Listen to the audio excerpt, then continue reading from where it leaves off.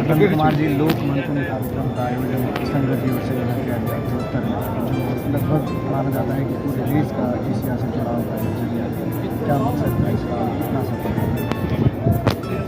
तीसरा संस्करण है। एक बात तो समझने की जरूरत है, ये संघ द्वारा आयोजित कार्यक्रम है। संघ से प्रेरणा लेकर काम करने वाले बहुत सारे वैचारिक ऑर्गेनाइजेशन है भारत में।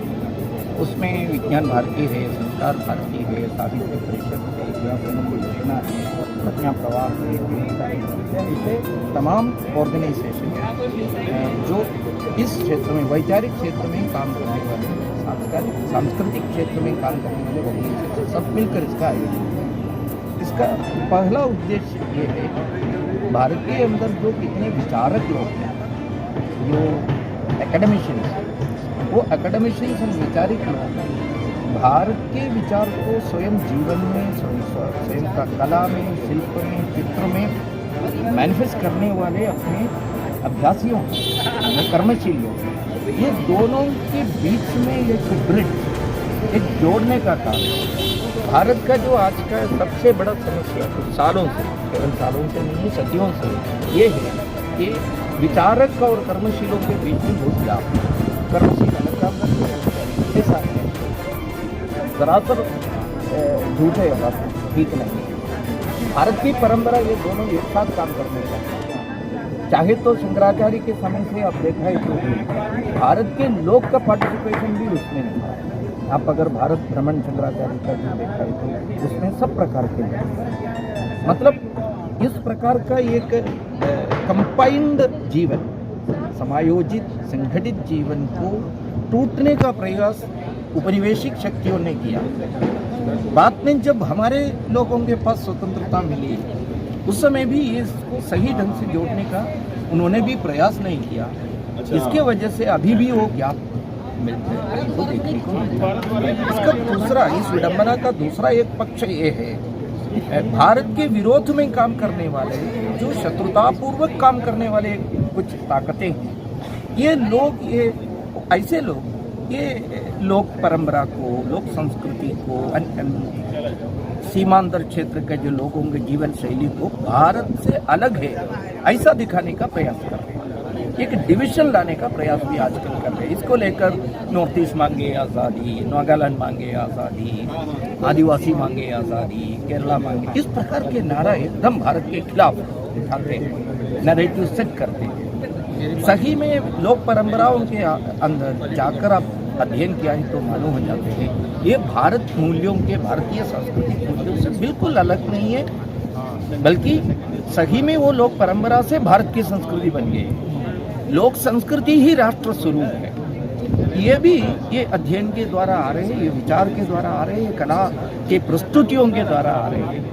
पूरे भारत से देखिए, केरल से लेकर कश्मीर तक, गुजरात से लेकर अरुणाचल प्रदेश तक का 28 देश राज्यों से यहाँ प्रतिनिधित्व आपको देखने को भारत में 8 हमारे जो यूनियन टेरिटरीज है, वहाँ से भी लोग, युवा लोग हैं, अच्छे अध्येता है, कलाकार है, सब मिलकर एक अम्ब्रेला के नीचे 4 दिन रहते हैं और आपस में इस प्रकार का एक अनुभूति यहाँ से मिलते हैं। एक भारत श्रेष्ठ भारत, ये कल्पना सबको मिलने के लिए कार्यक्रम हमारे यहाँ उत्तर के पश्चिम भारत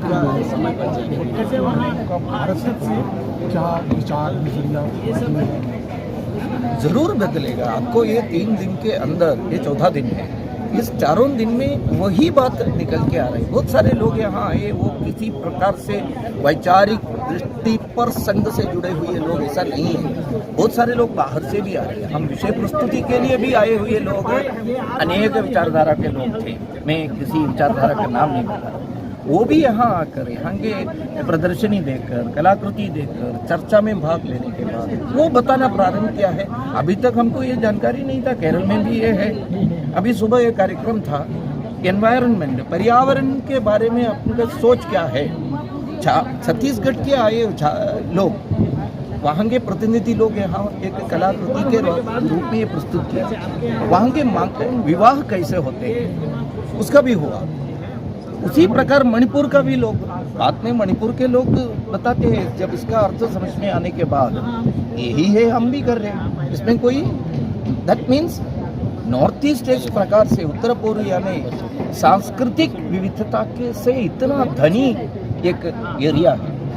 वो बाकी भारत के लोगों को एक प्रकार से गर्व के साथ, आदर के साथ यहाँ के संस्कृति ने आदर के साथ इस संस्कृति को वो नमन करते हैं। और इन लोगों को भी मालूम हो गया, सो कॉल्ड अन्य देशों के आए हुए, अन्य राज्यों से आए हुए लोगों के बारे में ऐसा एक प्रचार था, वे हमसे अलग है, लेकिन उनको वो प्यार का अनुभूति मिली।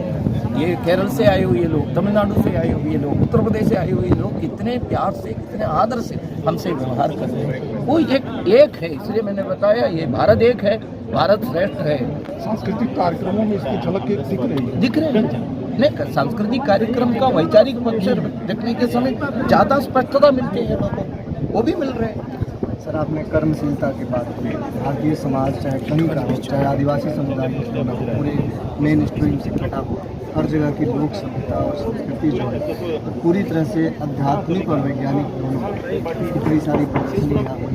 इसे संजोने का काम भी करके किया जा रहा है। इसी काम जो यहाँ आप लोगों को देखने को मिलते हैं, कितने हजारों लोग इधर दर्शन के लिए आ रहे हैं। आप देखिए होंगे कल रात को यहाँ बैठने के लिए, खड़े होने के लिए भी जगह है। सभी लोगों के मन में ये झलक जरूर मिल रहा है। हम एक है, हमारे जो सांस्कृतिक विरासत है, चाहे वो मणिपुर का हो, अरुणाचल प्रदेश का हो, हम सब एक है, ऐसा विचार निकल कर आ रहा है। आज समापन सत्र में यहाँ जो मंथन हुई है, विचार मंथन, इससे जो निष्कर्ष आए, निष्कर्ष कहो, नवनीत कहो, माखन कहो, अमृत कहो, वो अमृत पूरे संसार के लिए यहाँ एडवर्टाइज करेंगे, उसको जो घोषणा करेंगे। नवनीत का जो एक उद्घोषण यहाँ होने वाला है, वो लेकर हमारे लोकमंथन के कार्यकर्ता लोग, तमाम ऑर्गेनाइजेशंस नीचे स्तर तक राज्यों के राजधानियों में, यूनिवर्सिटीज में, सेंट्रल यूनिवर्सिटीज में, सब दूर जाकर इसका पोस्ट लोकमंथन इवेंट्स करें। इस लोकमंथन का मुख्य विशेषता ये है, एक इवेंट करके जाने का नहीं। इस कार्यक्रम से क्या हमको समझने को मिला है, ये समझे हुए विषय को, ज्ञान को, ये अमृत को नीचे स्तर तक ले जाने का प्रयास, इसको हम लोकमंथन के बाद का जो प्रयोग है, ये कुल मिलाकर एक बिनाले है। बिनाले मतलब द्वैवार्षिक है। 22 to 23 इस प्रकार का पोस्ट लोकमंथन इवेंट है। 23 to 24 2024 के 2024 के लोकमंथन के प्री लोकमंथन इवेंट है। ये विचार हम केवल गुवाहाटी में नहीं तो पहला हुआ भोपाल में, रांची में सीमित नहीं रखते हैं, जगह जगह पर लेकर जाए। एक व्यक्तिगत मंथन में आप आए, नागालैंड की संस्कृति के बारे में आपने बात की, पूरे देश अपने बयानों के लिए भी बहुत बताइए कि नागालैंड और बाकी भारत सबसे बड़ा जुड़ाव। हम सब एक देश के वासी हैं, इससे बड़ा जुड़ाव की वजह कुछ और नहीं रह सकते। हाँ, ये देश अनेक सभ्यता है, मगर उसके बावजूद एक अखंड देश होने का हम लोग सब विचारधारा लेके चलते हैं और उसके द्वारा हम सब एक बनते हैं। भारतीय होना ही सबसे बड़ा सामर्थ्य है। ऐसी बातें करते हैं, ऐसी बातें पूरा हो जाती है। तो अलग बात है, लोग कभी कभार साधारण बातों को भूल जाते हैं और बहुत बड़े बड़े बातें में चल जाते हैं। साधारण बातें साधारण दिलों को छूए। हमेशा इसी बात एक वो जरूरत आप और हमारी कमियों के कारण या व्यक्तिगत कमियों के कारण हम लोग देश को कमजोर नहीं बनाना चाहिए। हम लोगों में भी एक सामर्थ्य जो है जोड़ने का और जुड़ाने का, उन चीजों को हम लोगों को नैरेटिव बना के लेके जाना पड़ेगा। लोक मंथन जैसा मंच, ये तो भगवान का बहुत बड़ा कृपा है।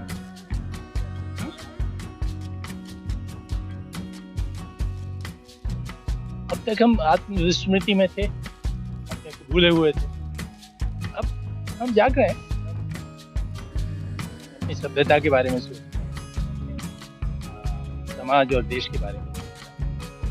और इतनी पुरानी सभ्यता है, इतनी हमारी संचित पूंजी है। एक बार अगर हम रास्ते पर चल पड़े तो फिर उसका कोई अंत नहीं है। तो आप ये समझ लीजिए कि 18वीं शताब्दी भारत के बराबर कोई नहीं, हम फिर उसी स्थिति में आ जाए। मतलब वो हमारे स्वभाव में है।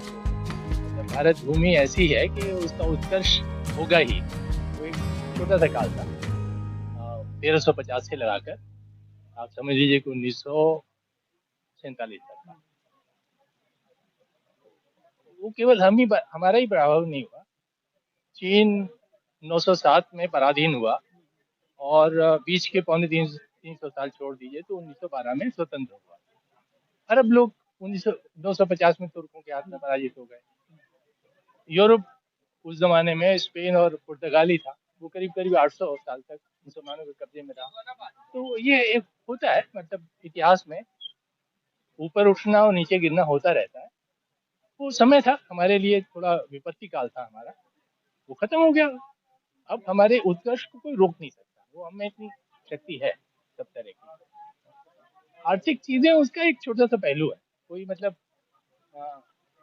ये यूरोप तब संपन्न हुआ जब उसने दुनिया पर कब्जा कर लिया, है ना। तो वो कब्जा तो उन्होंने अपने आर्थिक उस पर नहीं किया, उन पर कुछ था ही नहीं। हमसे जब चीजें खरीदते थे तो जो उन्होंने अमेरिका में सोना इकट्ठा किया था उसे दे के चीजें हमसे खरीदते थे। तो अब समय बदल रहा है, ये हमारा समय है। अगले 50 साल में आप देखिए देश कहाँ से कहाँ पहुंचे।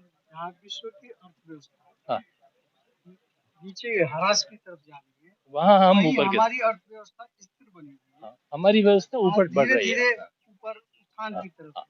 हाँ। तो इसके मूल में क्या है जो हमारी अर्थव्यवस्था को बहुत नीचे न ले जाके वहाँ एक समान स्थिर रखी हुई है और धीरे धीरे उठान कर रही है विश्व भाई हम 1947 में स्वतंत्र हुए, है ना।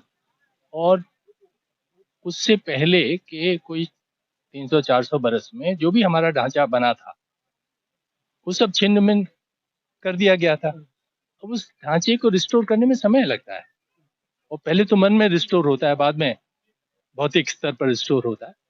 तो वो कुछ 60-70 वर्ष लग गया। हमें ये कॉन्फिडेंस आ गया कि हम अपनी सभ्यता को फिर से बना सकते हैं, और हम निकल पड़े, अब बनाएंगे, बना लेंगे। आप देखिएगा अगले 50 साल में दुनिया में बहुत परिवर्तन होंगे।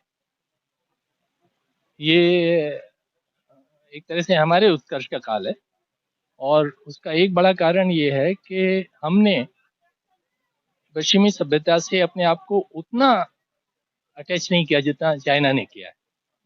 तो अगर वो गिरेगी तो चाइना को भी उसका नुकसान होगा, हमको वो नुकसान नहीं होगा, है ना। हमने थोड़ा अपनी इंडिपेंडेंस बचा के रखी है। दूसरा सब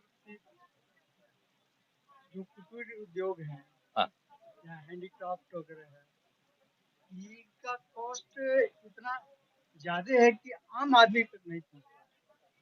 नहीं अभी तो हम सब बाजार के लिए ही पैदा कर रहे थे। अब तक जो तरीका है ना, आप ये समझिए कि जो कुटीर उद्योग है, मतलब जो छोटे पैमाने का उद्योग है, वो केवल यही नहीं है, वहाँ दुनिया भर जर्मनी में छोटे उद्योग बहुत ज्यादा हैं, लेकिन वहाँ के छोटे उद्योग में लोग हाथ से काम नहीं करते, मशीन से ही काम करते हैं।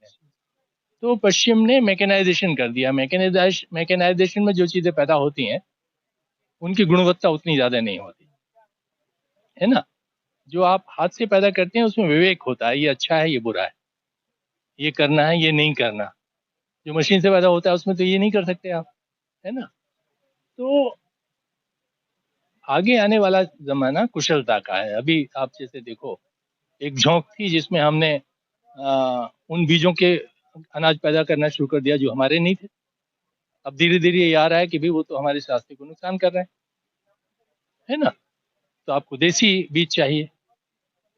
इसी तरह से ये आ रहा है कि भाई ये जो जीवन के दूसरे क्षेत्र हैं उसमें हमको अपने जीवन की गुणवत्ता को रिस्टोर करना है, जो मशीन से पैदा होने वाली चीजों से नहीं होता,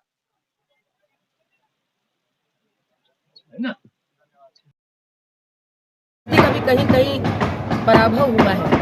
हम कैसे अपनी वास्तविक प्राचीन धरोहर सांस्कृतिक विरासत को जाने, पुनः उससे जोड़ें, जड़ों से, और दूसरों को भी जोड़ें, यही इसका उद्देश्य है। और नंद कुमार जी बहुत ही, मैं कहूँगी, श्रद्धा के साथ इस पूरे प्रकल्प से जुड़ते हैं। यहाँ पे अब तो हम लोग का पूरा परिवार है, ये कह सकती हूँ। तो इसलिए हम लोग तैयारी से, क्योंकि इधर कोविड आ गया तो ये हो जाना था 1 वर्ष 1.5 वर्ष पूर्व ही, इसमें इसकी वजह से देरी हुई। लेकिन देरी होने के बावजूद हमें इतनी प्रसन्नता है कि ये हमारे यहाँ, ये गुवाहाटी में हो रहा है।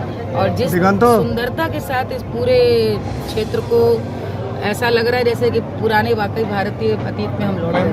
उत्तर पूर्व का ये प्रवेश द्वार है गुवाहाटी में होने से भारत पूर्वोत्तर से कितना जुड़ेगा और पूर्वोत्तर भारत से कितना जुड़ेगा, इस पर थोड़ा सा बताइए। सबसे बड़ी बात तो ये परिकल्पना जो एक भारत श्रेष्ठ भारत की है उसको चरितार्थ करता है। हम तो एक हैं ही, लेकिन ये एक गांव कस्बे में से लेकर के जो आजकल जड़ों से कटा हुआ युवा है, उसे बताने की ज़रूरत है कि किस प्रकार से इसी सुदूर पूर्वोत्तर में हम महाभारत के चिन्ह पाते हैं, किस प्रकार से हम हस्तिनापुर में घटी घटना अपनी माय राष्ट्र यानी मेरठ, और वहाँ पे अर्जुन किस प्रकार यहाँ चित्रांगदा के पास आते हैं, किस प्रकार कृष्ण यहाँ मणिपुर के हृदय में बसे हैं, किस प्रकार देवी कामाख्या जो हमारी शक्तिपीठ है पूरी है, वो किस प्रकार यहाँ पर शाक्तपीठ की सबसे बड़ी गद्दी। तो ये जो पूरे भारत में अलग अलग बोली, अलग अलग रहन सहन, अलग अलग खान पान, लेकिन सांस्कृतिक और धार्मिक रूप से कैसे पूरा वास्तव में अखंड भारत है, एक हम लोग को जोड़ता है। ये तो मुझे लगता है बहुत सुंदर और एक अच्छी बात यह कि अब की बार के जितने सत्र हैं उनमें प्रयास किया गया है कि पूर्वोत्तर की जो सांस्कृतिक विरासत है उसको लोग जानें, कि जितना मेरे ख्याल पूर्वोत्तर में सांस्कृतिक विरासत है पूरे देश को मिला दें एक तरफ, और पूर्वोत्तर के आप सारे राज्यों को मिला दें तो एक तरफ, इतनी ही। और वो लोगों को अलग से जानने की ज़रूरत है। ये मिजो है, ये बोडो है, ये नागा, ये मुझे लगता है उस हिसाब से ये एक शिक्षा की तरह से है सभी के लिए। और मैं इस विचार के लिए तो आभार और साधुवाद देती हूँ पूरी टीम को कि गुवाहाटी में हुआ, लेकिन साथ ही साथ मुख्यमंत्री असम जी, उनको मैं बहुत बहुत साधुवाद और उनका आभार अभिनंदन करना चाहूँगी कि उन्होंने कितने शानदार ढंग से होस्ट किया है, क्योंकि वो हम लोग एक तरह से यहाँ पर आए, उन्होंने आयोजन को जिस प्रकार से पूरा अपना एक हाथ पकड़ के थामा है, उसके लिए बहुत आभार। आपका संदेश लोक मंथन के प्रांगण से पूरे भारतवर्ष के लोगों को पूर्वोत्तर के लिए क्या? इतना बोलने के बाद भी आपको अब लग रहा है हम तो संदेश ही दे रहे हैं तब से कि अपने देश को जानें, और देश को जानने के लिए देश का भ्रमण करें। आप सबसे पहले पूर्वोत्तर से प्रारंभ करें, और यदि आपको वास्तव में लगता है कि आप असम या गुवाहाटी को पूर्वोत्तर ही समझ रहे हैं तो आपको यहाँ पर वास्तव में आना चाहिए। और मुझे लगता है एक वो भी दिन आएगा जब हम वास्तव में अगरतला में, हम ईटानगर में भी इस प्रकार से लोक मंथन कर पाएंगे, ताकि और सुदूर जो हमारी पूर्वोत्तर की विरासत है उसको पूरा देश जान सके, जुड़ सके। मेरा नाम डॉक्टर जयकांत सिंह जय है। मैं भोजपुरी विभाग का प्राध्यापक हूँ। बिहार विश्वविद्यालय में लंगट सिंह महाविद्यालय बहुत ऐतिहासिक महाविद्यालय है, जहाँ डॉक्टर राजेंद्र प्रसाद, जे.बी. कृपलानी, मलकानी साहब, तमाम लोग, दिनकर जी, जहाँ राष्ट्रकवि दिनकर भी पढ़ाए हैं, वहाँ भोजपुरी को पढ़ाता हूँ। और यहाँ प्रज्ञा प्रवाह और ये लोक मंथन का जो कार्यक्रम है उसमें आया हुआ हूँ। संस्कार भारती से मेरा संबंध है और उत्तर बिहार का मैं प्रांत का वो उपाध्यक्ष हूँ। और आपको जो पूछना है तो आप पूछ सकते हैं। आपने भोजपुरी की बात की। माना जाता है कि भोजपुरी दुनिया की सबसे धनी लोक संस्कृति वाली भाषा है। उसे आज तक भाषा की मान्यता नहीं मिली है। अब आप लोगों की सरकार है, कहने का मतलब अपने लोग सरकार में हैं। इस बारे में आप लोगों ने कोशिश की है? भोजपुरी को जहाँ तक भाषा की बात है, मान्यता की बात है, तो भोजपुरी सचमुच आप ठीक बोले कि बहुत ही समृद्ध भाषा है। परंपरा से आई हुई मौखिक परंपरा, वाचिक परंपरा से अब तक जीवित भाषा है। लेकिन भाषा को भाषा के रूप में मान्यता देना न देना एक पॉलिटिकल राजनीतिक मुद्दा हो सकता है, लेकिन समाज इसको मान्यता देता है। समाज में और शिक्षा जगत में भी इसकी कई विश्वविद्यालयों में शिक्षा दी जाती है, पढ़ाई हो रही है। और हमारे यहाँ माना जाता है कि इसकी परंपरा बहुत प्राचीन है, वैदिक काल से है। जब विश्वामित्र के यजमान भोजगण लोग होते थे, उसके बाद महाभारत में भोजों की चर्चा है, रामायण में भोजों की चर्चा है, फिर मालवा के भोजों की चर्चा है, कन्नौजिया भोजों की चर्चा है, जो भोजपुर में आकर के भोजपुर नगर बसाए और तब वहाँ की बोली भोजपुरी का है। लेकिन जब से भोजपुरी का नामकरण हुआ तभी से भाषा नहीं है, भाषा पहले से है। जैसे गुरुत्वाकर्षण पहले से था, नियम बनाने के बाद गुरुत्वाकर्षण नहीं हो गया, वैसे ही हमारी भाषा बहुत समृद्ध है और उसमें साहित्य भी काफी समृद्ध है। और धीरे धीरे इसका हो रहा है 6वीं शताब्दी में, 7वीं शताब्दी में ईशान चंद बेनी भारत नाम करके कवि जो बाणभट्ट के मित्र थे, वे लोग काव्य करते थे। उसके बाद सिद्धों की परंपरा आती है, नाथों की परंपरा आती है, संत लोग हुए, कबीरवादी आदि तमाम हुए। और लोक संस्कृति की तो अद्भुत परंपरा है। ये तो लोक संस्कृति और लोक साहित्य की जितनी विधाएं हैं, जितनी कोटियां हैं, इतना समृद्ध है कि अगर भोजपुरी को और भोजपुरी संस्कृति को जानना हो तो लोक साहित्य को जानना ही होगा। इसलिए जो हमारे लोक मंथन का ये कार्यक्रम है, तो भारतवर्ष के तमाम संस्कृतियों को, तमाम वहाँ की विशेषताओं को जैसे बताया जा रहा है, वैसे ही भोजपुरी को भी अवसर मिले तो भोजपुरी की भी जो नाट्य परंपरा है, नृत्य परंपरा है, गाथाओं की जो परंपरा है, लोक कथाओं की जो परंपरा है, उसमें जो उपदेश के जो सूत्र है, संकेत है, काफी समृद्ध है। वैसे ही हमारे यहाँ बज्जिका है, मैथिली है, अंगिका है, तमाम भाषाएं हैं। 5 भाषाएं भोजपुरी बिहार के अलावा बिहार में बोली जाती है। भोजपुरी का क्षेत्र तो बहुत बड़ा है, कम से कम 2 दर्जन देश हैं। मॉरिशस है, फिजी है, ट्रिनिडाड है, ब्रिटिश गायना है, जमाइका है, बगल में नेपाल है।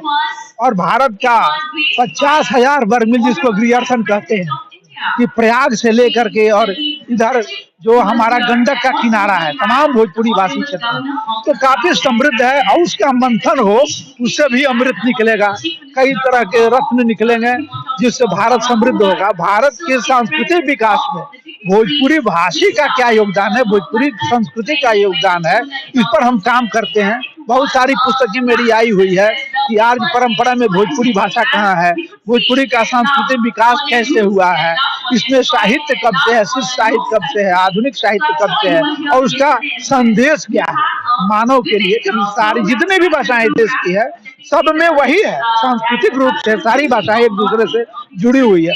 हम भी उसी बात को कहते हैं जो कन्नड़ भाषी, तमिल भाषी कहते हैं। ऐसे भारत हमारा जुड़ा हुआ है, संतरे की तरह ऊपर से ये है और सब में एक ही रस है। धन्यवाद, आपसे फिर मिलेंगे। और अभी तो खैर व्यस्तता है, नंबर दोनों एक दूसरे को नंबर दें। भैया आप? मैं भाग्यनगर से हूँ, मतलब हैदराबाद, तेलंगाना प्रांत से आया हूँ मैं। ये जो लोक मंथन की कार्यक्रम है, ये पर लोक संस्कृति इस बार विषय है, उसके बारे में क्या बोलना? हमारे देश में हमारी संस्कृति के बारे में बहुत कम जानकारी लोगों में है। ज़्यादातर जो शहरों में रहते हैं उनके सोच में तो ये ना के बराबर है। पूरे वेस्टर्नाइज्ड सोसाइटी में चले गए हैं और इतना कॉलोनाइज्ड है हम। अभी भी हमारी मानसिकता जो है, हमारे ऊपर शासन किए जो ब्रिटिश सरकार थी, उनकी सोच से मिलती जुलती है अभी भी। मगर हमारी भारत की परंपरा जो है, हजारों साल से चली आ रही है, जो परंपरा है, उसको फिर धारणा में लेना है। उस धारणा से हम फिर प्रेरणा लेके जीवन बिताना है। इस लक्ष्य से हम लोगों को फिर दोबारा हमारी परंपरा को लेके जाने का प्रयत्न लोक मंथन किया है। और यहाँ से इसमें दो पहलू है, एक तो कल्चरल एस्पेक्ट्स हैं और दूसरा एक इंटेलेक्चुअल कंटेंट भी होगा। यहाँ चर्चा भी होगी कि हमारी सभ्यता क्या है और उसमें क्या बाधाएं हैं और इसको पुनर्जीवन करने के लिए हमें करना क्या है। ये सब चीज़ों में यहाँ डिस्कशन भी होगी। धन्यवाद। नमस्कार, कहाँ से आए हैं सर आप? मैं डॉक्टर कुलदीप कुमार मिश्र काशी प्रांत से आया हूँ। काशी, उत्तर प्रदेश। हाँ, उत्तर प्रदेश काशी। ये लोक मंथन कार्यक्रम का लक्ष्य आपको तुम्हारे नमस्कार भाई साहब। पूरे देश की लोक संस्कृति को एक करना। उत्तर प्रदेश और असम की संस्कृति लगभग सेम है। देखिए, लोक मंथन ऐसा कार्यक्रम है या एक ऐसा पहल किया जा रहा है कि पूरे भारत के लोगों को एक दूसरे प्रदेश की जो कल्चर है, जो संस्कृति है, रीति रिवाज है, वहाँ की परंपराएं हैं, उससे अवगत कराया जाए और लोग उसको जाने, अपने अतीत को समझें कि हमारी जो प्राचीन परंपरा रही है कितनी गौरवशाली रही है और वो कैसे कैसे फिर जैसे उसमें जो गैप आ रहे हैं उस गैप को हम कैसे फिर कर सकते हैं और आने वाली जो अपनी पीढ़ी है, हमारे जो आने वाले युवक हैं, वो उससे कैसे अवगत हो सकते हैं। तो इस संदर्भ में लोक मंथन का कार्यक्रम एक सार्थक और सफल प्रयास है। इसका जो पहला संस्करण भोपाल में हुआ था, दूसरा संस्करण रांची में हुआ था और तीसरा यहाँ गुवाहाटी में हो रहा है। एक बहुत अच्छा ये पहल है। नमस्कार, आप कहाँ से आए हैं? महाराष्ट्र पुणे से आया हूँ। संस्कार भारती महाराष्ट्र पश्चिम प्रांत का कार्याध्यक्ष ये मेरा दायित्व है और उसके कारण ये कला मंच है, इसलिए आया। संघ से बचपन से ही जुड़े? बचपन से हमारी पूरी फैमिली संघ से जुड़ी है और मेरे दादाजी, पिताजी सब लोग संघ का काम करते आए हैं, तो स्वाभाविक था वो। हमारे एक गुरुजी थे, वो हमेशा कहते थे हमारा ब्लड ग्रुप ही संघ है, ये हमारे पहचान है। ये लोक मंथन कार्यक्रम हो रहा है खासकर लोक संस्कृति और लोक सभ्यताओं पर। भारत का कोई भी राज्य हो, बंगाल हो, असम हो या आपका महाराष्ट्र हो, बोली भाषा अलग अलग है लेकिन प्रथाएं और परंपराएं एक है। ये जो अलग अलग लोक प्रकार जो होते हैं वो जुड़े हैं तो अपनी जमीन से जुड़े हैं। जो आदमी जमीन से जुड़ता है वो अपने देश से जुड़ता है। जो जमीन से नहीं जुड़ता ना, वो देश से जुड़ना थोड़ा अलग होता है, उसका मुश्किल होती है उसको। तो हम लोग लोक संस्कृति, मैं महाराष्ट्र की फोक आर्ट का पोवाड़ा, ये मेरी फोक आर्ट है। मैं उस क्षेत्र में 40 साल काम कर रहा हूँ, तो हम लोग उसी से जुड़े हैं। और हमारा मराठी में अगर हम बोले तो देव, देश और धर्म, ये त्रिसूत्री लेकर हम काम करते हैं। तो हमारा भगवान तो है ही, धर्म है ही और देश, ये तीनों को लेकर हम अपना काम करते हैं। और जो लोक कलाएं होती है, जो लोक परंपराएं होती है, तो वो कहाँ भी हो मगर वो वही बताती है। एक संस्कृत में सुभाषित है, आकाशात पतितम तोयम यथा गच्छति सागरम सर्वदेव नमस्कारः केशवम प्रति गच्छति। आकाश से जब पानी बरसता है तो वो नदी नालों से होकर समुद्र को जाके मिलता है। हम किसी भी भगवान की प्रार्थना करें तो वो विष्णु से मिलती है। वैसे हमारे लोक कला में जो लोग काम करते हैं, वो किसी प्रकार की लोक कला हो, उसका अंतिम ध्येय अपना देश होता है। उसी तरह हम जाके रुकते हैं। आपकी पारंपरिक वेशभूषा भी उसी लोक संस्कृति का? मैं जिस क्षेत्र में मेरी जो लोक कला है पोवाड़ा, तो जब हम परफॉर्म करते हैं तो इसी पहराव में हम परफॉर्म करते हैं। और ये मेरा हमेशा का, मैं रोज यही इसी तरह से रहता हूँ, क्योंकि मेरा सरनेम मावड़े है। शिवाजी महाराज के जो सैनिक थे उन्हें मावड़ा कहा जाता है और वो मैं उनका प्रतिनिधित्व करता हूँ। धन्यवाद।